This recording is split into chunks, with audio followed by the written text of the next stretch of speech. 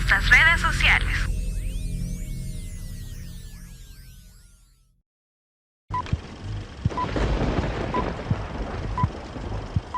A continuación, palabra de Dios.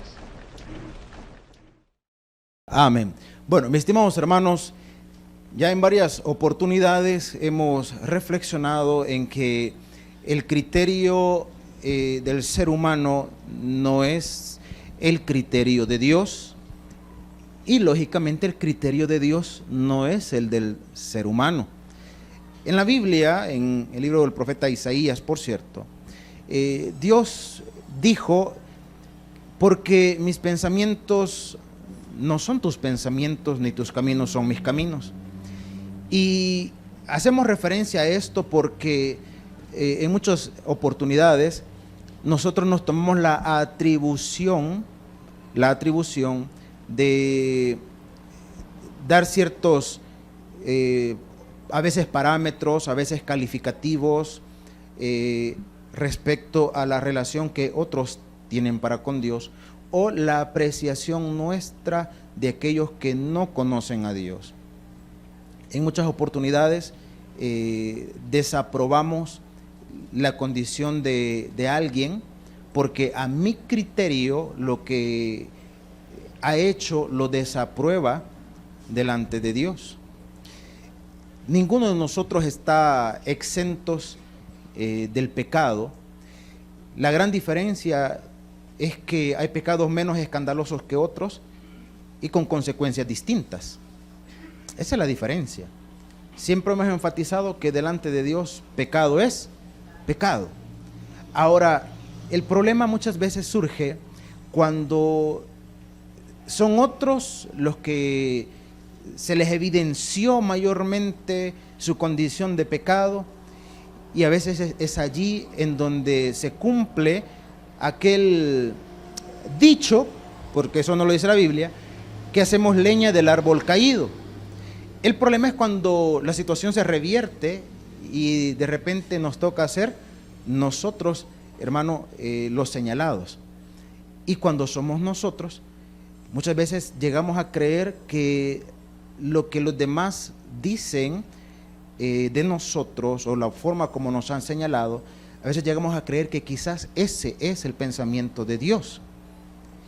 Y eso, en lugar de generar una restauración, lo que produce, hermano, es un estado de tristeza. No le puedo decir de depresión, porque la depresión es una condición mucho más profunda, pero es una condición de tristeza, de desilusión, de creer de que yo he sido desaprobado de parte de Dios. Y el hecho de que la gente me desapruebe no significa que Dios lo ha hecho. No significa eso. Ahora, ¿de dónde sacamos esa conclusión? Porque podría ser simplemente una reflexión humana, una reflexión terrenal. Podría ser. Pero de lo que se trata es de buscar el respaldo y el fundamento. ¿Qué dice la palabra respecto a eso? Entonces, para que no quede en simples palabras, quiero invitarle a que abra su Biblia, por favor, en el Evangelio de Lucas, en el capítulo 15, vamos a leer, hermanos, 2 versículos nada más, aunque el objetivo es leer los 7 versículos, pero leemos 2 nada más. Cuando lo encontremos puestos en pie, Evangelio de Lucas, capítulo 15, versículos 1 y 2, y la meditación de esta mañana es el criterio de Dios. El criterio de Dios, capítulo 15 del Evangelio de Lucas, capítulo 15, versículo 1 y versículo 2. ¿Lo tenemos, hermanos? Amén. Muy bien, si ya lo tenemos, entonces lo leemos y dice de la siguiente manera: se acercaban a Jesús todos los publicanos y pecadores para oírle, y los fariseos y los escribas murmuraban diciendo: este a los pecadores recibe y con ellos come. Hasta allí, y oramos. Padre y buen Dios, en esta mañana ábranos al corazón, instrúyenos, Padre Celestial. Nos ponemos en tus manos y te pedimos que seas tú quien ministre nuestras vidas, para que cuando nos retiremos de este lugar lo hagamos de manera diferente de como hemos llegado. Te lo suplicamos en el nombre de Jesús. Amén y amén. Podemos tomar asiento nuestros nuestros asientos, perdón, mis estimados hermanos. Hace años, no le podría especificar cuántos exactamente, no sé si son un poquito más de 10 o menos de 10, hubo un caso bien sonado acá en el país, de portadas de periódicos y bueno, muy sonado. Y era el caso de un muchacho, digo muchacho porque creo yo que no sobrepasaba los 40 años en ese momento. Él era diputado suplente, creo que, no recuerdo si de la Unión. Y el muchacho llegaba a nuestra iglesia central. En ese tiempo estaba empujando mucho un ministerio, nuestro pastor general, que ya está en la presencia del Señor, que se llamaba los Christian Bikers. Y hicieron camisas y todo. Y este muchacho pues se sintió identificado con el club, con el ministerio y pues andaba las camisas del ministerio. No sé si alguna vez anduvo en el ministerio, no lo sé. Pero sí le puedo afirmar lo de la vestimenta, puesto que cuando lo sacaron en el periódico salió con una camisa del ministerio, ¿verdad? Fue acusado de narcotráfico el muchacho. Y entre las cosas, porque todavía está siendo procesado, bueno, ya está condenado, perdón, porque aparentemente todas las evidencias daban lugar de que sí estaba involucrado, el cambio de vida de una forma tan drástica, bueno, tantas situaciones que supuestamente sí era verdad. Entonces, el detalle está cuando vemos esos casos tan escandalosos, las personas dicen, iba a la iglesia, y mire lo que andaba haciendo, y no sé qué, y no sé cuánto. Entonces, hay algo que nosotros podemos juzgar, nosotros.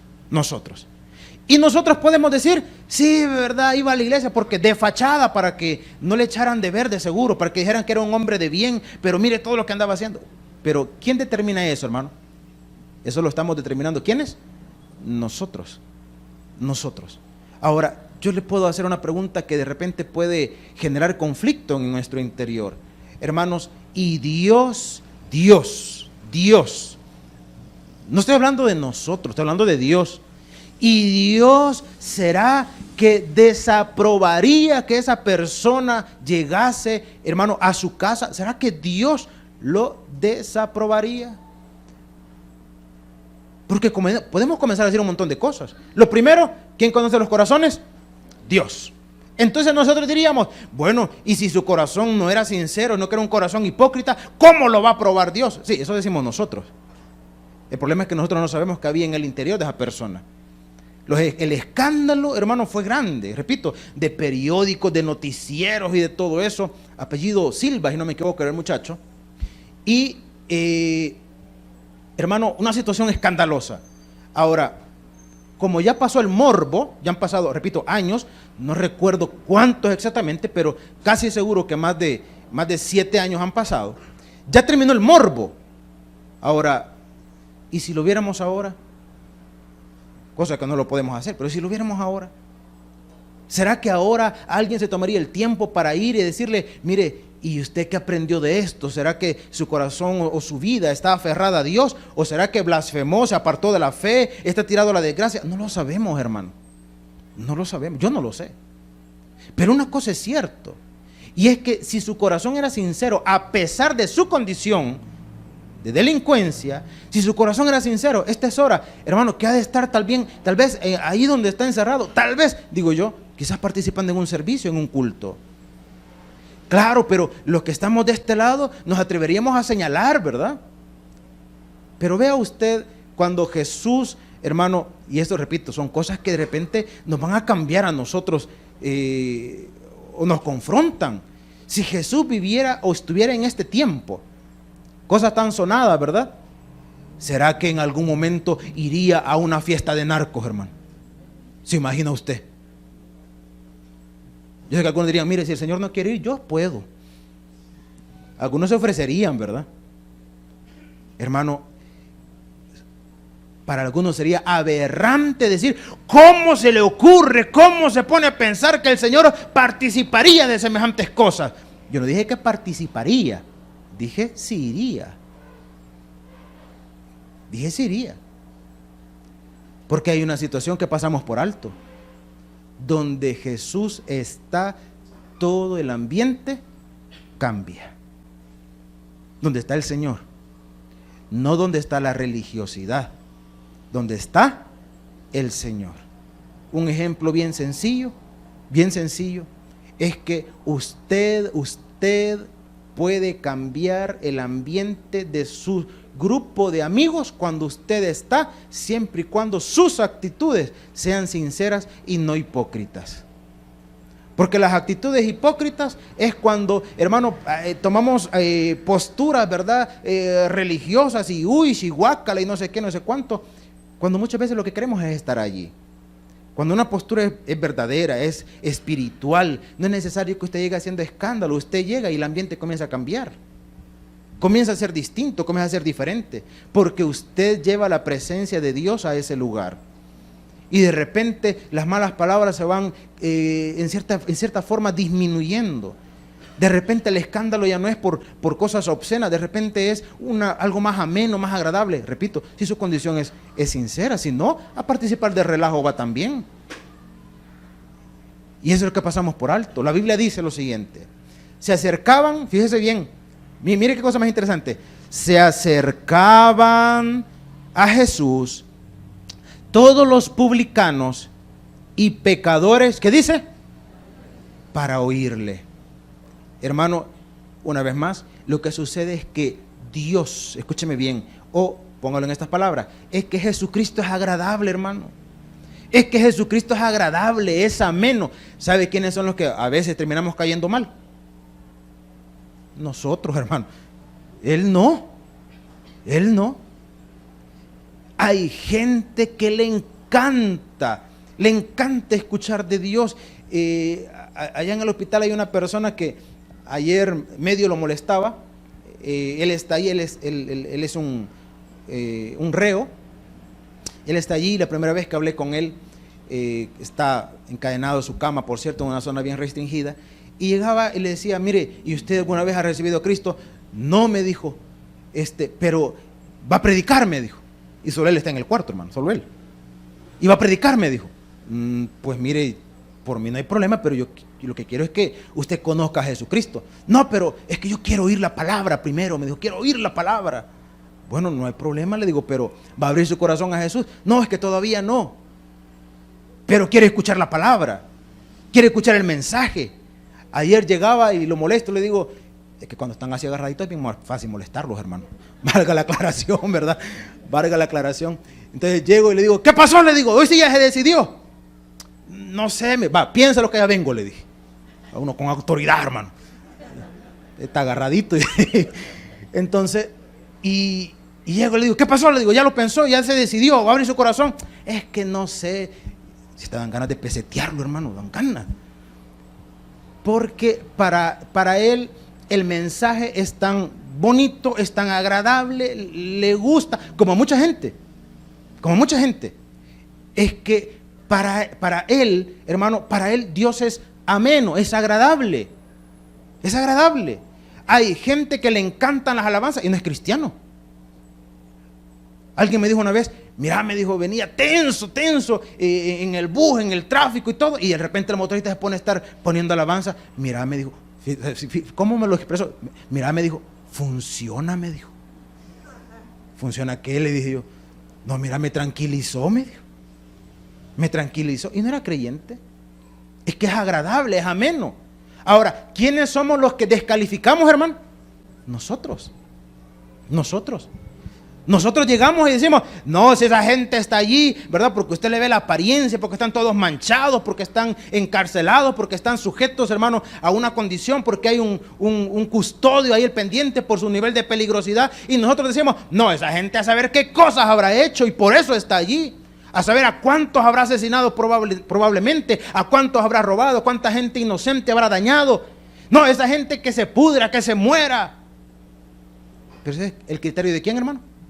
De nosotros, porque Dios sigue teniendo de ellos misericordia. Dios, hermano. Por eso es que hay personas que dicen, o hay predicadores que dicen, y tienen razón, la gracia es escandalosa, hermano.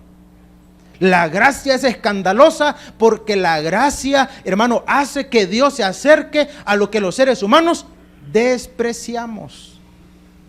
Porque imagínense qué cosa más interesante, que en la época de Jesús los fariseos, ojo, para nosotros en este tiempo, con un conocimiento básico de las escrituras o de la historia bíblica, para nosotros la palabra fariseo es sinónimo de hipocresía. Para nosotros. En la época de Jesús, hermano, los fariseos eran los doctores de la ley, era la gente noble, respetable, con conocimiento, hermano, de Dios. Entre lo más respetable que había en Jerusalén o en Israel eran los fariseos. Entonces, qué cosa más tremenda, que los conocedores de la ley de Dios eran los que más aborrecían a Jesús. Eran los que más le aborrecían. Y cuando se acercaban a escucharlo, no se acercaban, hermano, para aprender de él, sino para ver en qué falta podían agarrarle. Para ver eso. ¿Recuerda usted la historia donde le llevaron, dice que estaban, ¿verdad? Jesús enseñando y de repente le llevaron a un paralítico. Y cuando le llevaron el paralítico, hermanos, los religiosos estaban allí para ver qué hacía con él. O sea, no tenían fe de que lo iba a levantar, de que lo iba a perdonar, de que iba a hacer algo maravilloso con él. No, ellos estaban allí a ver qué hace, a ver con qué sale. Y como se nos olvida que él conoce los corazones, ¿verdad? Sabe que todos los pecadores que estaban allí, la expectativa podría, porque no menciona la escritura, la expectativa podría ser: ¿qué va a hacer con él? Y cualquiera de las cosas que hiciera iba a sorprender, hermano, iba a sorprender a todos los pecadores que estaban allí. Pero los religiosos estaban a ver qué hace, a ver con qué sale. Vas a mirar con lo que salió, ve. Tus pecados te son perdonados, solo Dios perdona pecados. Mira con lo que le sale. No, pues eso es bien fácil decirlo. Ellos, hermano, lo estimaban en sus corazones. El Señor le dijo a aquel paralítico: tus pecados te son perdonados. Y al saber la murmuración de todos los que estaban allí, entonces el Señor lanzó aquella pregunta tan maravillosa: ¿qué es más fácil decir? ¿Tus pecados te son perdonados? O levántate y anda. Los pecadores, hermano, imagino que estaban con un, ¿qué le puedo decir? Con un relajo en sus cabezas, ¿verdad? Diciendo, pues cualquiera de las dos cosas es algo espectacular. Pero los religiosos estarían pensando y diciendo: híjole, ¿qué le decimos? Porque si le decimos que es más fácil decir que se levante, entonces nos va a decir que lo hagamos nosotros. Y si le decimos, pues cualquiera le dice tus pecados te son perdonados, blasfemamos, y eso es con pena de muerte, por apedreamiento, conforme a la ley. Entonces, hermano, los pecadores que estaban pensando en blasfemia, en ningún momento. Los pecadores decían, cualquiera de las dos cosas es algo espectacular. Pero los religiosos decían, si decimos que el perdón de pecados es fácil porque solo lo dice, y nadie sabe si es cierto o no, blasfemamos porque solo Dios perdona pecados. Y si le decimos que levantarlo, nosotros no lo podemos levantar. Y entonces el Señor viene y confronta, hermano, aquella condición detestable del religioso, y le dice: para que vean que el Hijo del Hombre tiene tanto potestad en la tierra como en el cielo, a ti te digo, levántate y anda. Yo menos que los pecadores celebraban, mientras que los religiosos tenían la boca abierta. Mis estimados hermanos, y eso generaba algo que hacía tan atractivo al Señor, pero tan atractivo, porque dice la palabra, se acercaban a Jesús todos los publicanos. Cantidad de veces hemos dicho, los publicanos era la gente más despreciable, hermano, de aquella época, porque eran los vendepatria, eran los que se vendían al imperio, los que sangraban al pueblo, hermano, eran odiados. Entonces dice, los publicanos. Y luego, para no hacer tanto, o mejor dicho, para hacer una sola categorización, los publicanos y, ¿qué dice? Pecadores. Y pecadores. Ahora, para nosotros, ¿a quiénes pondríamos en lugar de esos pecadores que se acercaban al Señor, hermano? Para nosotros, en este tiempo.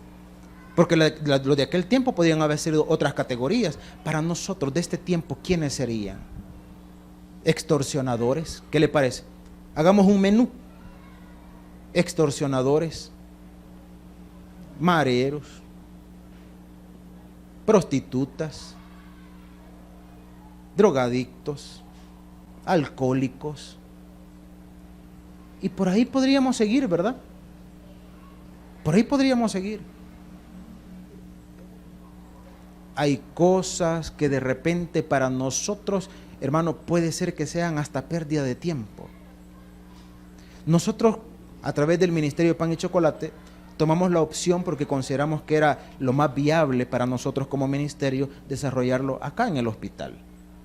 Acá. Porque en la parte del centro hay cantidad de iglesias que van a hacer la obra. Pero hay ciertas iglesias o ciertos ministerios que van, hermano, a la zona donde están los pasos a desnivel, donde hay un montón de personas allí, pues en condiciones muy lamentables. Hermano, dicen, porque la verdad nunca he participado de eso, dicen que se ponen buenos los cultos allí usted. Dicen que se ponen buenos. Porque comienzan a cantar. Y esa gente como no tiene inhibiciones, ¿verdad? Porque ¿qué inhibición van a tener? ¿Y pena de qué? Y alguien podría decir, pero sí, pero ahí siguen estando. Sí, ahí siguen estando. Y no le podría yo garantizar que si un día van a salir de ahí. Pero una cosa es cierto, hermano. Si esas personas han abierto su corazón al Señor y si nosotros tuviéramos la capacidad de poder identificar allá en el cielo, cosa que no lo sabemos, nos sorprenderíamos a quienes encontraríamos y a quienes no. Y yo creo que por eso es que creo yo, porque repito, la Biblia no da evidencia de eso, por eso creo yo que de repente quizás no nos conoceríamos, porque si nos conociéramos, llegáramos de juzgonas allá en el cielo también. ¿O no, hermano? Mira que nos venimos a encontrar aquí, ¿ve? Y el hermano fulano y la hermana fulana, y el servidor aquel no llegó quizás, ¿ve? Como que es maratón la cosa, ¿ve? ¿Quién llegó y quién no? Nos volveríamos juzgones quizás allá. Pero le pongo un relato bíblico bien sencillo. El rico, ¿y quién, hermano? Y Lázaro. Para nosotros es complicado, perdón, no complicado, a veces no le encontramos el énfasis a la historia porque cultural, digamos, y con la diferencia de la idiosincrasia, nos cuesta comprender la magnitud. Le pongo un ejemplo. Escuchaba a un predicador de origen costarricense, si no me equivoco, y él decía que en su tiempo, o sea, cuando él en la adolescencia, en su juventud, en su tiempo, allá en Costa Rica, dice él, y creo que en cierta influencia acá también, creo yo, que pobreza era sinónimo de espiritualidad. Cuanto más pobre, más espiritual era. Y cuanto más austero, era sinónimo de más espiritualidad todavía. Entonces, como esas eran expresiones de espiritualidad, entonces andaban así medio, ¿qué le puedo decir? Con vestimentas lo más gastaditas posible. Hay un cantautor salvadoreño que menciona un poquito de eso también, que dice que les habían metido tanto que sinónimo de espiritualidad era eso, que ni desodorante usaban. Así. Ahora, imagínense, ese era nuestro contexto. Digo, era, gracias a Dios. En la época de Jesús era totalmente contrario. En la época de Jesús, hermano, la gente que tenía o que ostentaba una posición era porque gozaba del favor de Dios. Entonces el rico, puesto que es rico, puesto que tiene abundancia, puesto que tiene una condición cómoda y favorable, está así porque Dios lo está respaldando. Porque si Dios no estuviera con él, no tendría todo eso. Entonces ese hombre goza del favor de Dios. Ese hombre está ¿con quién? Con Dios. Pero Lázaro, un pobre mendigo que estaba allí, que no tenía, pero ni para tratarse las llagas, sino que usaba un método natural. ¿Sabe cuál era el método natural que usaba Lázaro? Saliva de perro. Sí, hermano, es cierto. Dice que los perros llegaban y le lamían las llagas, dice la Escritura. Y que deseaba saciarse de las migajas del rico. ¿Se imagina usted decir en algún momento que anhela satisfacer su necesidad de las migajas de alguien? Es despreciable, ¿verdad? Pues entonces en aquella época se decía, Lázaro está así porque Dios se ha apartado de él. Y como Dios se ha apartado de él, miren la condición en la que está, porque nadie podría estar en esa condición si Dios estuviera con él. No, pobre hombre, es un, literalmente, desgraciado, apartado de la gracia. Pero el rico tiene el favor de Dios, es un favorecido. Y la historia narra que murieron ambos. Murió Lázaro, probablemente en condiciones totalmente deplorables, en situaciones despreciables. Quizás un día amaneció allí en la calle. El rico probablemente, porque no narra la escritura de qué murió, probablemente murió en una esplendorosa cama, rodeado quizás de todos sus parientes, por amor al rico, no, a la herencia. Y probablemente murió de esa manera. Jesucristo dijo, y de repente abrió sus ojos en el seno de Abraham. En el pensamiento judío, el seno de Abraham estaba en el centro de la tierra y estaba dividido en dos partes, el lugar de los salvos y el lugar de los condenados. Enseñanzas interesantes que podemos encontrar es que el rico, hermano, cuando abrió sus ojos, vio o identificó a Abraham e identificó a Lázaro, o sea que en el lugar de condenación había conciencia. Pero la escritura no narra en absoluto alguna conversación, alguna palabra de Lázaro, y eso también nos da una evidencia como para creer, para pensar de que en la condición de salvación no hayan recuerdos, repito, probablemente, porque no se habla con él. Pero el rico tenía plena conciencia. Ahora, eso era chocante a aquellos que estaban escuchando al Señor, porque decían, ¿cómo es posible que Lázaro, el que estaba desaprobado socialmente, pueda estar en el lugar de los salvos? ¿Y cómo es posible que el rico, el que gozaba de la aprobación social, la aprobación de la gente, esté en un lugar de condenación? Eso no es posible. ¿Pero para quién no es posible? Para el criterio nuestro. ¿Sabe qué es lo bonito? Al Señor no le importó en lo mínimo si confrontaba una condición tan tradicional, tan radical de aquel tiempo. Al contrario, vino a cambiar esa situación. Entonces la palabra viene y nos dice, miren, los pecadores venían y buscaban al Señor. Y ve el versículo 2. Y los fariseos, dice la escritura, y los fariseos y los escribas, que eran las dos sectas mayoritarias de la época de Jesús, los fariseos y los escribas murmuraban diciendo, ¿qué decían, hermano? Este a los pecadores recibe, ¿y qué dice? Y con ellos come. Porque los fariseos y los escribas, con quien, entre algunos, con quienes nunca se sentarían a la mesa, hermano, es con los publicanos. Jamás, jamás. Ni con algún otro tipo de gente que socialmente no fuese bien vista, ellos jamás se sentarían con ellos. Y el ser humano se vuelve a veces tan religioso que toma porciones de la escritura apartadas de su contexto. Porque hay creyentes que dicen, hermano, lo dicen, y a veces uno no sabe si están en broma o en serio. Con los tales, ¿qué dice? Ni tan siquiera comáis. No. Alguien le dijo a un muchacho, porque el muchacho, digamos, le gustaba ir al cine, le gustaba. Entonces vino alguien y lo reprendió y le dijo, ¿cómo va usted a ir a hacer esas cosas? Le dijo. Y le dijo, ¿cuál es el problema? Siempre y cuando vaya de acorde a la edad de la clasificación de la película, ¿verdad? Y no le incita a cosas que no debe. No, le dijo, porque la Biblia dice que en silla de escarnecedores no hay que sentarse, le dijo. Es silla de escarnecedores. Y el muchacho se sintió mal, pero a la vez reflexionó y le dijo, Pero mire, le dijo, y cuando vaya en el bus, ¿cómo voy a hacer? Solo parado me tengo que ir. Porque también ahí se sientan, ¿o no? Ahora, ¿sabe cuál es el problema?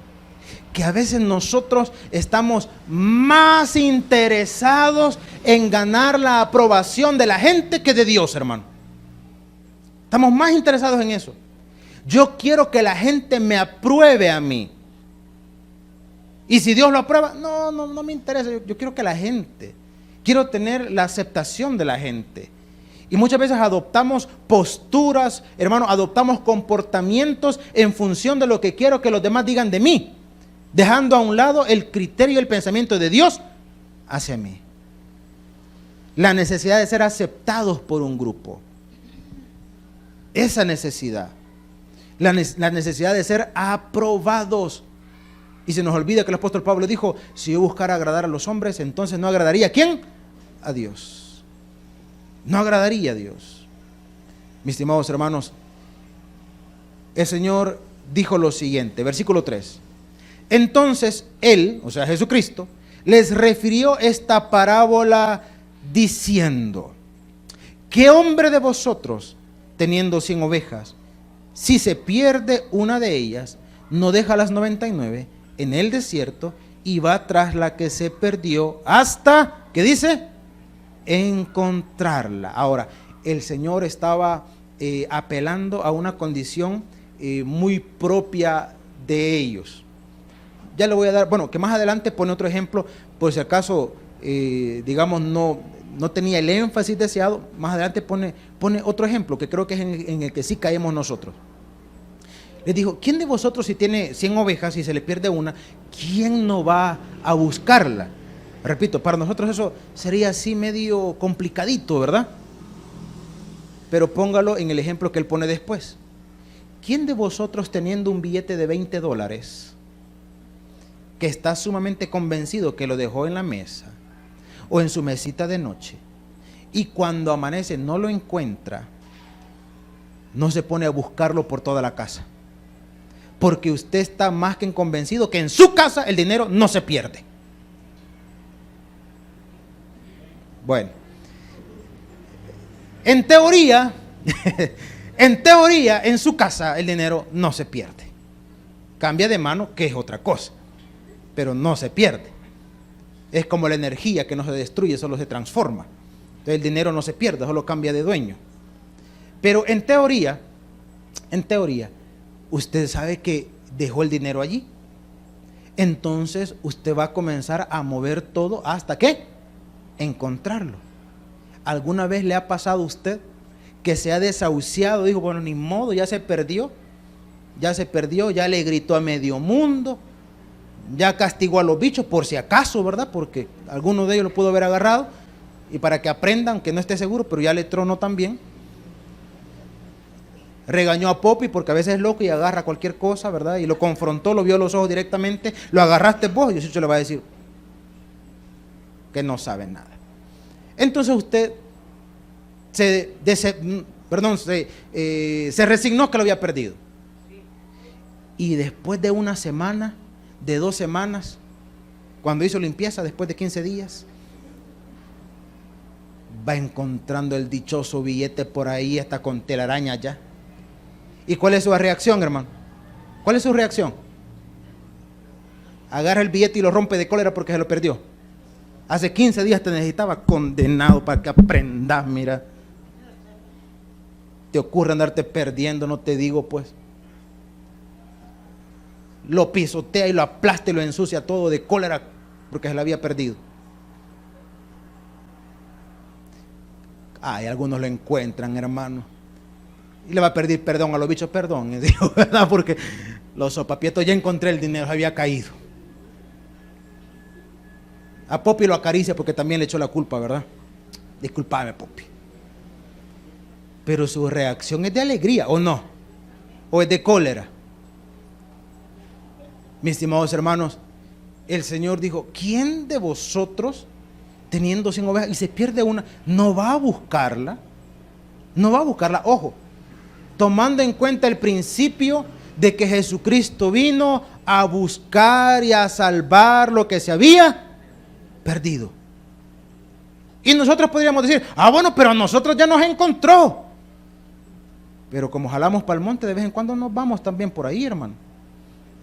Y en el criterio nuestro, nosotros esperamos que Dios, que es un viejito amargado, ¿verdad?, vaya a buscar a aquel que se salió, a aquel que se fue, que se apartó, que Dios vaya a buscarlo y que lo traiga todo sopapeado.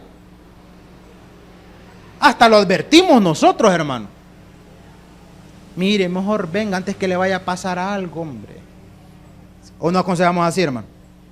Mejor antes que le vaya, mire, con una pata quebrada va a aparecer usted, ya va a ver. Todo arrastradito va a venir. Así aconsejamos nosotros en el amor del Señor. En el amor del Señor. Ahora, repito, ¿de quién es el criterio ese?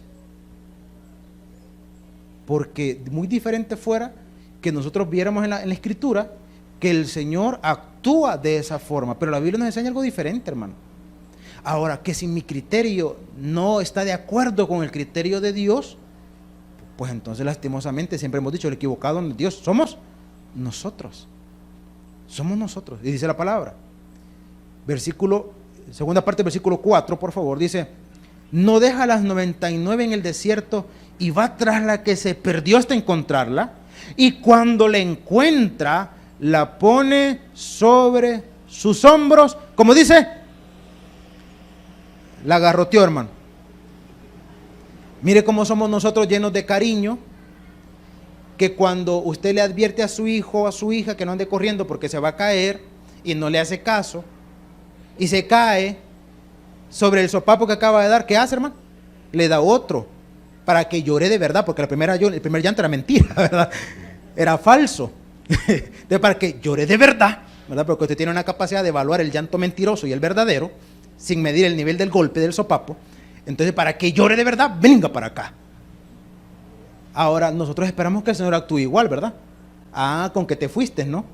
Pues mira, vení para acá, mira cómo te encuentro. Vení para acá. No, si con chilillo celestial. Venga para acá. Aquí no hay mantos ungidos, no, hay chirrión, ¿verdad? De que más plantoso, chirrión, ¿verdad? De guayabo del cielo. Venga para acá. Hermano, dice la Escritura, versículo 5, y cuando la encuentra la pone sobre sus hombros gozoso, y al llegar a casa, no sé si le resultó a alguien conocido esto. Espérate que lleguemos a la casa. Espérate que lleguemos a la casa. Y si alguna vez le dijeron eso a usted, hermano, no había mejor momento para ponerse a cuentas con Dios que en ese periodo, ¿verdad? Y hacer pactos y toda la cosa, ¿verdad? Señor, yo te prometo y toda la cosa. Ahora, esa es nuestra reacción. Pero ve lo que dice la Escritura. Y al llegar a casa, reúne a sus amigos y vecinos, diciéndoles, gozaos conmigo, porque he encontrado mi oveja que se había perdido. ¿Se imagina que usted, pongámonos en categoría de hijos otra vez, imagínense que usted se portó mal, hizo algo inapropiado definitivamente, su papá, repito, en condición de hijo, póngase usted, su papá, su mamá vino, lo confrontó con el error que había hecho, le dijo, espérate que lleguemos a la casa. Eso para nosotros suena a amenaza, ¿verdad? Llega a casa, y cuando llega a casa, hermano, resulta que están todos los vecinos suyos allí. Usted dice, vaya, juicio va a ser las cosas. Hasta testigos han llamado de la zarandeada que me van a meter hoy. Y de repente ve usted que en lugar de sacar algún garrote, algún cincho, alguna chancla de esas inmortales que nunca pasan de moda ni mueren, van sacando un balde de horchata con hielo, sanguchitos, hermano. Y de repente van colgando piñata y te dice, bueno, primero van a romper la piñata y después a mí. ¿Cómo va a ser la cosa aquí? Y supongan que sus padres se ponen en medio y lo llevan a usted y dice, bueno, ni modo, la hora ha llegado, ¿verdad? Miren, mi hijo hizo esto y esto, pero en lugar de garrotearlo y humillarlo allá en la calle, me lo traje para acá para decirle que lo perdono y que estoy contento de que haya aprendido la lección y que no lo vuelva a hacer. Así es que denle un aplauso al muchacho porque se portó mal y no le pegué, ¿verdad? repartan el fresco, hermano, el bicho se cae muerto, pero del susto, ¿verdad? Y dice, pero ¿y aquí qué pasó? Se le queda viendo al papá y le dice, volviste a la bebida, ¿verdad? Y a la mamá, mi papá te arrastró al pecado. Porque para nosotros eso es algo que no puede ser, para nosotros. Pero Dios no humilla a sus hijos, Dios restaura a sus hijos. Pero Dios no señala ni hace leña del árbol caído. Él es capaz de agarrar los huesos secos y darles vida nuevamente. Ese es Dios, hermano. Nosotros no. Nosotros les damos fuego y los hacemos picadillos, los molemos en piedra, ¿verdad? Y lo tiramos al mar para que lo coman los pescados, pero si acaso se le ocurre retoñar. Hermano, gloria sean dadas a nuestro Padre Celestial, porque no es como nosotros, porque Él es un Dios distinto, que nos ama y que cada día nos muestra de su inmenso amor. Por eso es que el criterio nuestro no es el criterio de Dios. Denle un fuerte aplauso a nuestro Padre Celestial. Vamos a orar en esta mañana. Padre, buen Señor, en esta mañana te damos gracias porque a través de tu palabra podemos aprender. El predicador ha terminado su mensaje. Es tiempo de que recibas a Jesús como tu Salvador personal. Ora conmigo de la siguiente manera. Señor Jesús, yo te recibo hoy como mi único y suficiente Salvador personal. Creo que eres Dios, que moriste en la cruz por mis pecados y que resucitaste al tercer día.